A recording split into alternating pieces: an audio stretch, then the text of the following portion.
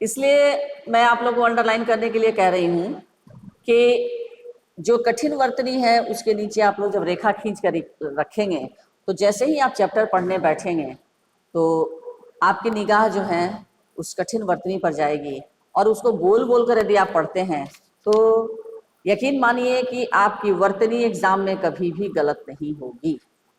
अब जैसे एक शब्द है अध्ययनशील। अब कोई सभी बच्चे यदि इस अध्ययनशील के नीचे पेंसिल से लकीर खींच कर रखेंगे तो जैसे ही आप चैप्टर को पढ़ेंगे आपकी निगाह इस पर जाएगी तो आपको वर्तनी को याद करने में आसानी रहेगी। जैसे अध्ययनशील है तो अ ध या संयुक्त, इसको क्या पढ़ेंगे? ध या संयुक्त। ध या संयुक्त का मतलब होता है पहला जो आपका वर्ण है वो आधा, दूसरा जो है वो पूरा, फिर अध या संयुक्त य न तालव्य श दीर्घिकार ल। अध्ययनशील। किसका माइक ऑन है? किसका माइक ऑन है? हाँ, ऑफ करो माइक। सभी बच्चे अपने अपना माइक को ऑफ करें। माहीमल, माइक ऑफ करके पढ़ने बैठो तुम लोग। जब आवश्यकता होगी, बोलने की कुछ जरूरत होगी तब माइक ऑन करोगे।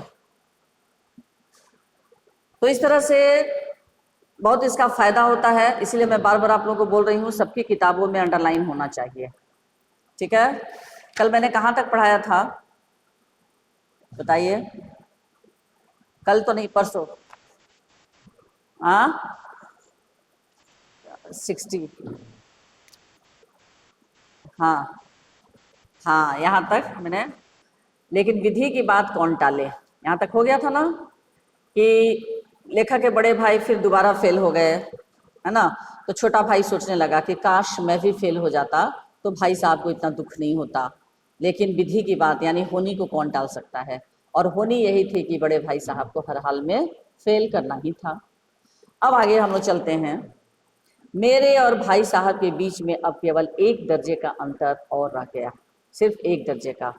मेरे मन में एक कुटिल भावना उदय हुई। कुटिल मतलब बहुत बुरी भावना, किसी के अहित की बात जो सोचता है उसको कहते हैं कुटिल विचार। तो एक कुटिल भावना उदय हुई कि कहीं भाई साहब 1 साल और फेल हो जाएं तो मैं उनके बराबर हो जाऊं। अब लेखक के मन में ये बात पैदा हुई कि काश भाई साहब 1 साल और फेल हो जाएं तो मैं उनके बराबर आ जाऊंगा। फिर वह किस आधार पर मेरी फजीहत कर सकेंगे? फजीहत यानी अपमान। लेकिन मैंने इस विचार को दिल से बलपूर्वक निकाल डाला। लेखक के दिमाग में जैसे ही ये बात आई वो सोचे कि नहीं नहीं, ये मैं क्या सोच रहा हूँ, अपने ही भाई के बारे में सोच रहा हूँ ऐसी बात।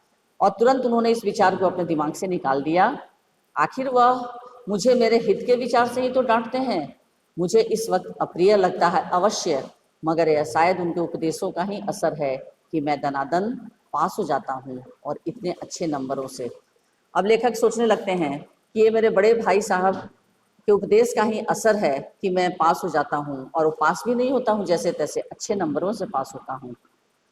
अब भाई साहब बहुत कुछ नरम पड़ गए थे। मुझे कई बार डांटने का अवसर पाकर भी उन्होंने धीरज से काम लिया। यानी लेखक के जो बड़े भाई थे उनको बहुत ऐसा मौका मिलता था कि वो छोटे भाई को डांटते, लेकिन बेचारे नहीं डांटते थे। कोई बता सकता है बच्चा कि क्यों नहीं डांटते थे? कोई बच्चा मुझे बताएगा इसका आंसर? हाँ, बड़े भाई को। हाँ हाँ, वेरी गुड। जब बड़ा भाई मान लीजिए हर साल फेल हो जाता है तो अपने उसका छोटा भाई कम पढ़कर ही बहुत अच्छा नंबर लाता है, वो भी क्लास में अव्वल आता है, तो बड़े भाई का थोड़ा सा प्रभाव कम हो जाता है। बड़ा भाई सोचता है, क्या सोचने लगता है कि मैं तो हर साल फेल करता हूँ और ये मेरा छोटा भाई मुझसे बहुत कम पढ़ के भी इतने अच्छे नंबरों से पास होता है, तो अब भला मैं इसको किस हक से डांटूं। यही सोचकर आप चुप हो जाते होंगे। हाँ बताइए। और इसका परिणाम क्या हुआ कि बहुत सारा उनको समय मिलता था, मौका अवसर आता भी था डांटने का, लेकिन वे डांटते नहीं थे और इसका बहुत फायदा उठाने लगे। कौन? छोटा भाई। और खुद समझने लगे कि मुझे डांटने का उन्हें अधिकार नहीं रहा, या रहा भी तो बहुत कम। मेरी स्वच्छंदता भी बढ़ी। अब लेखक जो है थोड़े ढीठ बन गए, स्वतंत्र हो गए। मैं उनकी सहिष्णुता का अनुचित लाभ उठाने लगा। यानी वो जितने सहनशील बनने लगे, छोटा भाई उतना ही उसका अनुचित लाभ उठाने लगा। मुझे कुछ ऐसी धारणा हुई कि मैं पास ही हो जाऊंगा, पढ़ूं या ना पढ़ूं, मेरी तकदीर बलवान है। इसलिए भाई साहब के डर से जो थोड़ा बहुत पढ़ लिया करता था वह भी बंद हुआ। वाह! अब देखिए छोटा भाई कितना ढीठ और कितना मतलब इस तरह का बच्चा था कि देखा कि बड़ा भाई तो बेचारे हर साल फेल कर जा रहे हैं, अब मुझे इनको डांटने का अधिकार खत्म हो गया, अब ये कैसे डांटेंगे। बस वो क्या किया, इतना ढीठ हो गया कि खेलना भी ज़्यादा शुरू कर दिया और ये सोचकर कि अब मैं पढ़ूं या ना पढ़ूं, मेरी तकदीर बहुत अच्छी है, इसलिए मैं पास हो ही जाऊंगा। और भाई साहब के डर से थोड़ा बहुत जो पढ़ता था वो भी बंद कर दिया। मुझे कनकौवे उड़ाने का नया शौक पैदा हो गया था। कनकौवा उड़ाना मतलब, कनकौवे का क्या अर्थ होता है? हाँ, पतंगबाजी करना। और अब सारा समय पतंगबाजी को ही भेंट होता था। फिर भी मैं भाई साहब का अदब करता था। अदब करना मतलब इज्जत करना, और उनकी नज़र बचाकर कनकौवे उड़ाता था। मांझा देना, कन्ने बांधना, पतंग टूर्नामेंट की तैयारियां आदि समस्याएं सब गुप्त रूप से हल की जाती थी। मैं भाई साहब को यह संदेह न करने देना चाहता था कि उनका सम्मान और लिहाज मेरी नज़रों में कम हो गया है। अब लेखक कर रहे हैं कि पतंगबाजी के लिए क्या करना होता है कि पतंग को उसमें बांधना पड़ता है, रस्सी धागा बांधना पड़ता है, धागे को मांझा देना पड़ता है। तो ये सारी जो पतंग के टूर्नामेंट जो होनी है, जो उसकी सब तैयारियां बड़े गुप्त तरीके से की जाती थी। लेखक कह रहे हैं कि मैं यह नहीं चाहता था कि मेरे बड़े भाई के मन में यह बात आए कि अब मेरे मन में उनके प्रति इज्जत का भाव कम हो गया है, क्योंकि वो हर साल फेल कर रहे हैं। लेखक नहीं चाहते थे कि मैं ये उनको दिखाऊं कि चूंकि कुछ भी हो, फेल हो जाए चाहे पास हो जाए, बड़ा हर हाल में बड़ा ही होता है। इसलिए लेखक के मन में ये बातें थी कि कुछ भी हो, वो फेल करें चाहे पास करें, लेकिन थे तो मेरे बड़े भाई साहब, और जो भी मुझे वो डांटते फटकारते थे किस लिए, मेरी भलाई के लिए। तो ये बातें भी वो सामने नहीं आने देना चाहते थे। अब एक दिन की बात है, एक दिन संध्या समय हॉस्टल से दूर मैं एक कनकौवा लूटने बेतहाशा दौड़ा जा रहा था। लेखक कह रहे हैं कि एक आसमान में अचानक एक पतंग दिखा, वो टूट कर गिर रहा था। लेखक जो है उसको दौड़ दौड़ दौड़ कर एकदम बच्चों के साथ उसको पकड़ने के लिए दौड़ रहे थे। आंखें आसमान की ओर थी और मन उस आकाशगामी पथिक की ओर जो मंद गति से झूमता पतन की ओर चला आ रहा था। मानो कोई आत्मा स्वर्ग से निकलकर विरक्त मन से नए संस्कार ग्रहण करने जा रही हो। अब लेखक कह रहे हैं कि उस पतंग को देखते हुए मेरी निगाह कहाँ थी, उस पतंग पर, और नीचे गड्ढा है कि सामने से मोटर कार आ रही है कि मैं कहाँ गिर जाऊंगा, इस बात की बिना परवाह किए मेरा मन जो है पूरी तरह से उस पतंग में अटका हुआ था कि कहीं वो पतंग मेरे हाथ से, मेरे आंखों से ओझल होकर कहीं गिर ना जाए और कोई दूसरा उसे लपक न ले। तो इसीलिए लेखक लगातार उसको देख रहे थे, उस पतंग की ओर, और वह पतंग इस तरह से जमीन पर आ रही थी जैसे लग रहा था कि कोई आत्मा जो है स्वर्ग से निकलकर और जबरदस्ती उसे जमीन पर भेजा जा रहा है। तो इस तरह से लेखक उस पतंग को पकड़ने के लिए दौड़ रहे थे। बालकों की पूरी सेना लगे और झाड़दार बांस लिए इनका स्वागत करने को दौड़ी आ रही थी। किसी को अपने आगे पीछे की खबर नहीं थी। सभी मानो उस पतंग के साथ ही आकाश में उड़ रहे थे जहां सब कुछ समतल है, न मोटर कारें हैं, न ट्राम, न गाड़ियां। सहसा भाई साहब से मेरी मुठभेड़ हो गई, जो शायद बाजार से लौट रहे थे। उन्होंने वही हाथ पकड़ लिया और उग्र बाहों से बोले, इन बाजारी लौंडों के साथ ढेले के कनकौवे के लिए दौड़ते तुम्हें शर्म नहीं आती? तुम्हें इसका भी कुछ लिहाज नहीं कि अब नीची जमात में नहीं हो बल्कि 8वीं जमात में आ गए हो और मुझसे केवल एक दर्जा नीचे हो। इसका मतलब बताइए कि लेखक के बड़े भाई किस क्लास में थे, किस कक्षा में थे? 9th में, हाँ 9वीं कक्षा में, और लेखक 8वीं में। हाँ, तो जमात में नहीं हो बल्कि 8वीं जमात में आ गए हो और मुझसे केवल एक दर्जा नीचे हो। आखिर आदमी को कुछ तो अपनी पोजीशन का ख्याल रखना चाहिए। अब लेखक के बड़े भाई फिर उनको समझाना शुरू करते हैं। एक ज़माना था कि लोग 8वां दर्जा पास करके नायब तहसीलदार हो जाते थे। मैं कितने ही मिडलचियों को जानता हूँ जो आज अव्वल दर्जे के डिप्टी मजिस्ट्रेट या सुपरिटेंडेंट हैं। कितने ही 8वीं जमात वाले हमारे लीडर और समाचार पत्रों के संपादक हैं। बड़े बड़े विद्वान उनकी मातहती में काम करते हैं। मातहती मतलब उनके अधीन। और तुम उसी 8वें दर्जे में आकर बाजारी लौंडों के साथ कनकव्वे के लिए दौड़ रहे हो। मुझे तुम्हारी इस कम अक्ली पर दुख होता है। तुम ज़हीन हो, ज़हीन मतलब समझदार हो, इसमें शक नहीं। लेकिन वह ज़ेहन यानी वह दिमाग किस काम का जो हमारे आत्मगौरव की हत्या कर डाले। यानी तुम एक स्कूल में पढ़ने वाले बच्चे हो, पढ़ने में भी बहुत अच्छे हो, बहुत मेहनत तो नहीं करते हो, लेकिन फिर भी कक्षा में अव्वल दर्जे से पास हो जाते हो। और तुम कम कर क्या रहे हो? इन बाजारी लड़के मतलब जिन्होंने कभी स्कूल का मुंह नहीं देखा, जो कभी स्कूल नहीं गए, उन लड़कों के साथ तुम पतंगबाजी कर रहे हो और एक पतंग के लिए लूट दौड़ रहे हो। लेखक उनको डांट रहे हैं। अब फिर कह रहे हैं, तुम अपने दिल में समझते होगे मैं भाई साहब से महज एक दर्जा नीचे हूँ और अब उन्हें मुझको कुछ कहने का हक नहीं है, लेकिन यह तुम्हारी गलती है। मैं तुमसे 5 साल बड़ा हूँ और चाहे आज तुम मेरी ही जमात में आ जाओ और परीक्षकों का यही हाल है, तो निस्संदेह अगले साल तुम मेरे समकक्ष हो जाओगे और शायद 1 साल बाद मुझसे आगे भी निकल जाओ। लेकिन मुझ में और तुम में जो 5 साल का अंतर है, उसे तुम क्या खुदा भी नहीं मिटा सकता।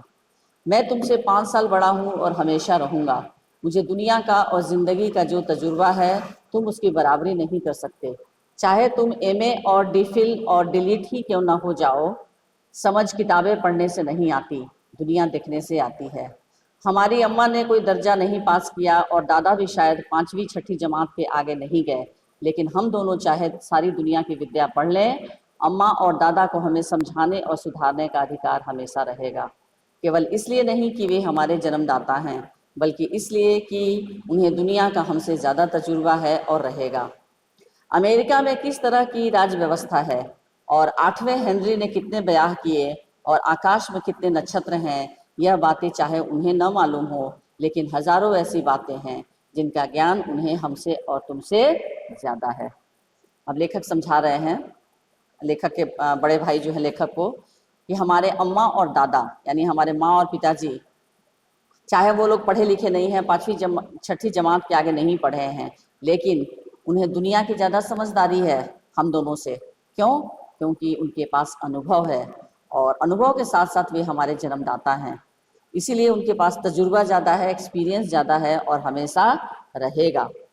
अमेरिका में किसी भी तरह की कोई राज व्यवस्था, 8वें हेनरी ने कितने ब्याह किए, आकाश में कितने नक्षत्र हैं, यह बातें चाहे उन्हें न मालूम हो, यानी वो लोग कितना भी अनुभवी हो, लेकिन ठीक है किताबी ज्ञान उन्हें न हो, बेशक न हो, लेकिन फिर भी उनका ज्ञान उन्हें हमसे और तुमसे ज़्यादा है। दैव न करे, अब आगे बड़े भाई साहब फिर समझाते हुए छोटे भाई को कह रहे हैं कि ईश्वर न करें आज मैं बीमार हो जाऊं तो तुम्हारे हाथ पांव फूल जाएंगे। हाथ पांव फूल जाएंगे मुहावरा है, और बच्चों इस पाठ में मुहावरा बहुत है।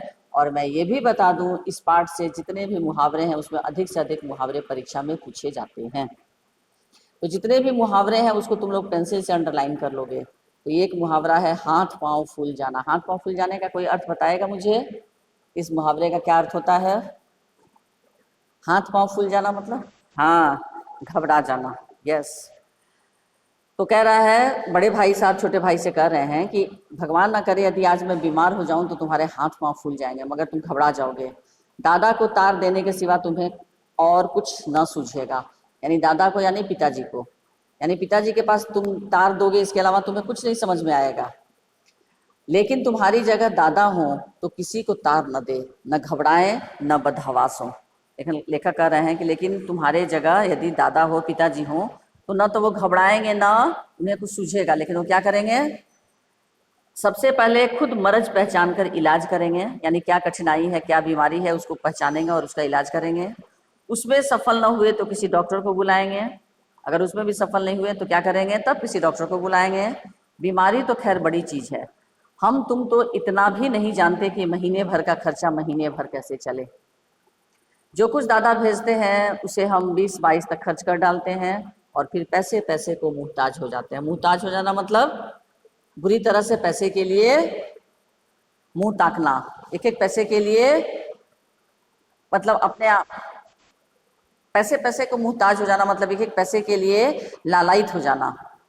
और तब क्या होता है, हम लोग को नाश्ता बंद हो जाता है, धोबी और नाई से मुंह चुराने लगते हैं।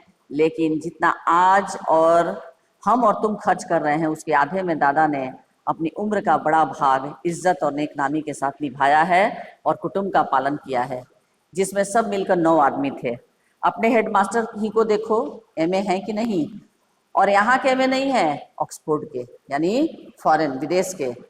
1000 रुपए पाते हैं, लेकिन उनके घर का इंतजाम कौन करता है? उनकी बूढ़ी माँ। हेडमास्टर साहब की डिग्री यहाँ बेकार हो गई। पहले खुद घर का इंतजाम करते थे, खर्च पूरा न पड़ता था, कर्जदार रहते थे। जब से उनकी माताजी ने प्रबंध अपने हाथ में ले लिया है, जैसे